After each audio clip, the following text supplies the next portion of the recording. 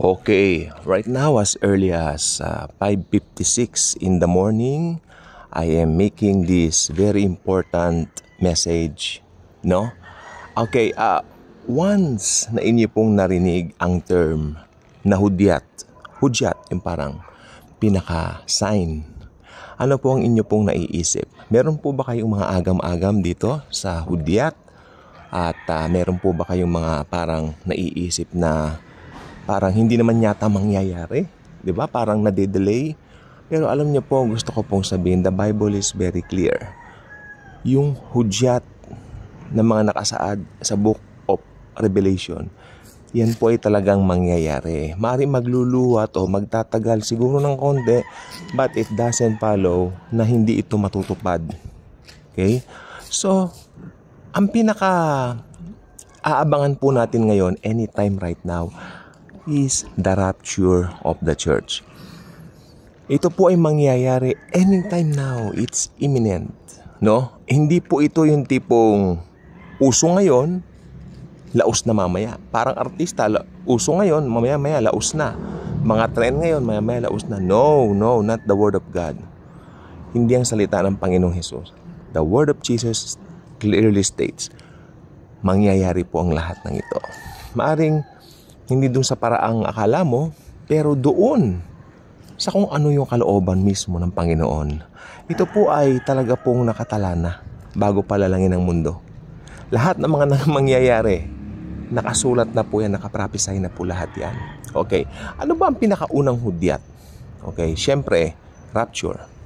The rapture of the church. Ito po yung papaitaas po lahat ng mga naglagak ng tiwala kay Jesucristo bilang Panginoon at tagapagligtas ng kanilang mga buhay. Okay? At pag nangyari po yan, magkakaroon po ng malaking pagkamangha ang mga maiiwan. But, meron pong isang person, may isang tao na lalabas during this time. During that time na pagkatapos naganap ng rapture. Ito po yung tinatawag na the lawless one. Isa po siyang magiging tanyag na tao na magiging popular siya sapagkat yung chaos during that time, siyempre nawala tayong mga Kristiyano. Ang mga tao po mamamangham pong talaga. Okay? Sa pagkamangha po ng mga tao, maguguluhan sila and all that, Pero may isang taong lalabas, sasabihin niya, kinuha sila ng mga alien. At mamamangha sila sa karisma ng taong ito. Ito po yung Antikristo. The lawless one, the Antichrist. Okay? Pero tingnan niyo po yung pagkakasunod-sunod ng event ng mga pangyayari. Na-rapture na po tayo paglabas niya, hindi ba? So, hindi po natin siya maaabutan because we are believers sa church age. I hope na iintindihan po ninyo ang mga pagkakasunod-sunod ng mga pangyayari. Dahil napaka-importante po na alam natin ang lahat ng ito. Ito po ay hindi parang isang bagay na alam mo ngayon, maya-maya, dead man hindi mo na pinapansin. No, dapat ito po ay alam mo sapagkat, sabi ko nga po kanina sa umpisa ng programang ito, ng vlog na ito, lahat po ay matutupad at matutupad. So, yan. Pag ang Antikristong ito ay naging saligan na ng kanilang kapayapaan, yes, bibigyan niya ng false hope ang mga tao. Okay? Ngayon, itong Israel, sila po ay mamamangha dito sa taong ito at ito ay kanilang magiging kaibigan. Makikipag-peace treaty ang Antikristo sa kanila regarding their third temple. Third temple na itatayo. Okay yan, maganda yan. Sabihin niya din, wow, mahusay pala itong taong ito. At hindi lang po yun. Magiging napaka-popular po ng taong ito. Pag samasamahin mo ang popularity ng The Beatles, ni Elvis, Taylor Swift ngayon, yung lahat ng artistang sumikat dati, pag samasamahin mo kasikatan nila, wala pa sa 1/4 ng kasikatan ng taong ito. Alam nyo kung bakit? Buong mundo makikilala ang taong ito. Ang Antikristo. Makikilala siya ng buong mundo, bata, matan. I believe ang mga bata na-rapture na rin Kasi ang mga bata, wala namang age of accountability. Siguro yung pinakabatang age during that time. Kulang na lang pati mga animals makilala siya. Kung may mga animals mga dito na maiiwan during that time. Sobrang popular po talaga. Ito po ay walang halong biro. Mamamangha ka na lang na May isang tao na napaka-popular sa buong mundo. To the fact na talagang sinusunod nila lahat ng mga sinasabi niya mga payo. Ayan. Okay, so ito na nga po, yung third temple ng mga Hudyo na natayo na dahil nakipag-peace treaty ang Antikristo. Ayan na naman po ang panibagong hudyat, third temple. Hindi po ba? Third temple. Susunod na hudyat, ito yung pagtataas ng Antikristo sa kanyang sarili bilang Diyos. Sinasabi ko na nga ba, kaya pala napaka-popular niya. To the fact na magdidemand siya ng worship sa mga tao. Grabe yung popularity niya kasi tingnan po ninyo, isipin niyo mabuti, magdidemand siya ng worship sa mga tao at alam niya susunod ang mga tao. At alam niya sinusunod siya ng mga tao. Pero itong Antikristo meron po siyang sidekick. Ito yung false prophet na tinatawag. Manggagaling po ang false prophet na ito sa Jerusalem, sa Israel. Pero yung Antichrist, I believe, isa po siyang member ng UN, United Nations. So, manggagaling po mostly ito sa Europe. So, ayun po. So, pag tinaas na po ng Antikristo, alam niyo po ba kung saan po itataas ng Antikristo yung kanyang sarili? Doon po sa third temple na kanilang itinayo. Doon po siya papanik, aakyat. Ako ang Diyos, kanyang sasabihin. At nagdidemand ako to each and every one na magpatatak kayo sa aking pangalan. Ito po yung 666. Ito po ay microchips na ilalagay sa mga kamay ng mga tao. Mga naiwan sa rapture. Pero maganda po nito, during the tribulation, magkakaroon tayo ng mga tribulation saints. Maraming maboborn again during that time. Pero kalungkot po, iba po ang paraan ng kaligtasan during this time. You have to have faith in Jesus. Yes, check. But yung dugong mabububo, hindi na po dugo ni Jesus yan. Dugo mo na pong sarili yan. Okay? Kasi ito po yung kondisyon ng Antikristo. Ang sino mang sa kanya'y hindi sasamba, papupugutan niya ng ulo. Okay? Sabi ko nga po, ang basihan ng kaligtasan during this time ay faith in Jesus, but yung dugong mabububo, hindi na po yung dugo ni Jesus. Tapos na po ang church age during that time.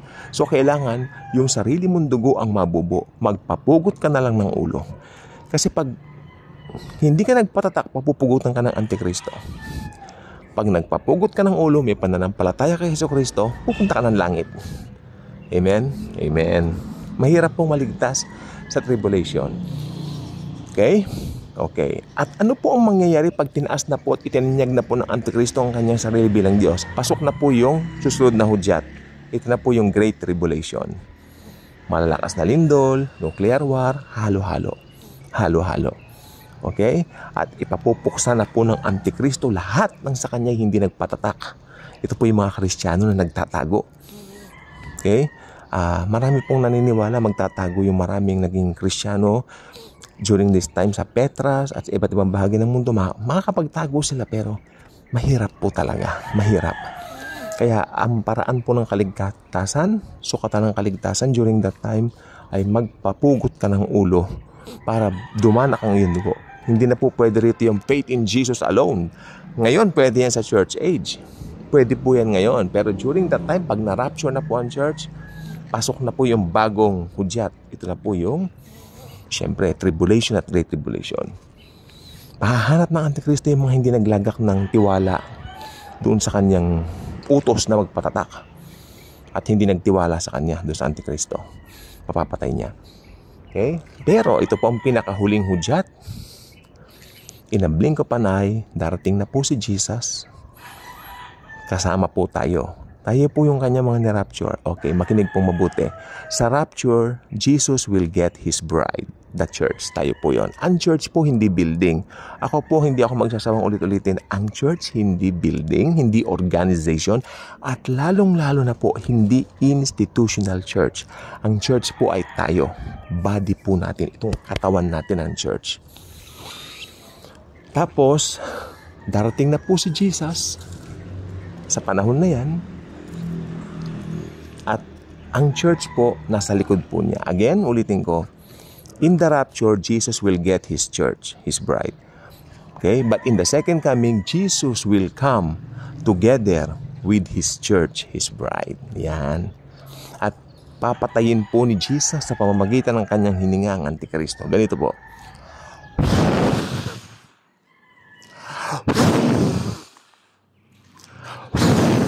Yan.